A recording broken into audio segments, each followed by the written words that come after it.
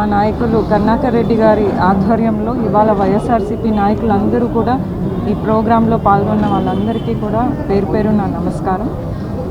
So మనందరికీ తెలుసు, చాలా రోజులుగా మీడియాలో కానీ అన్ని ఛానల్స్లో కానీ లడ్డు తిరుమల తిరుపతి దేవస్థానం లడ్డు పవిత్రత గురించి మనము ఒకటే న్యూస్ వింటున్నాం. లోకల్గా తిరుపతి వాసులుగా కొన్ని వందల సంవత్సరాల నుంచి మనకు తెలుసు.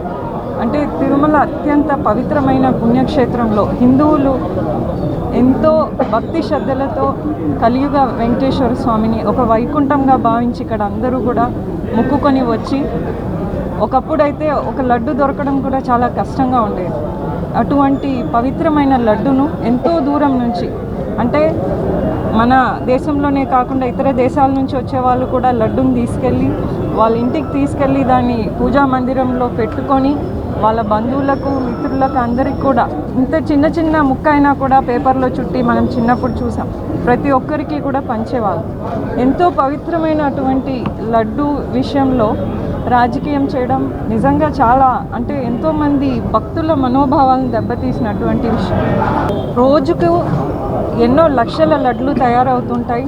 ఒక్కొక్క బ్యాచ్లోని ఒక లడ్డూని తీసుకెళ్ళి స్వామివారికి నైవేద్యంగా పెడుతుంటారు. లడ్డూకు ఖచ్చితంగా టెస్ట్లు అనేవి ఉంటాయి, ఒక ల్యాబ్స్ ఉంటాయి, ఆ టెస్ట్లు జరుగుతాయి అనేది మనందరికీ తెలుసు. అర్చకులే దాన్ని తయారు చేస్తారు.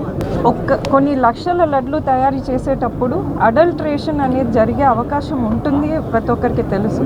బట్ అడల్ట్రేషన్ గురించి మాట్లాడకుండా నెయ్యికి బదులుగా యానిమల్ ఫ్యాట్ని వాడారు అని చెప్పడం, అది అందులో చాలామంది సైంటిస్టులు కూడా అది అలాంటి కలిపే అవకాశాలు లేవు అనేది క్లియర్గా చాలామంది మనం చూసాం మీడియాలో చెప్పడం.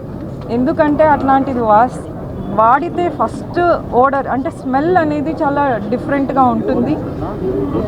తర్వాత పాడైపోయే అవకాశాలు లడ్డు ఎక్కువ ఉంటాయి.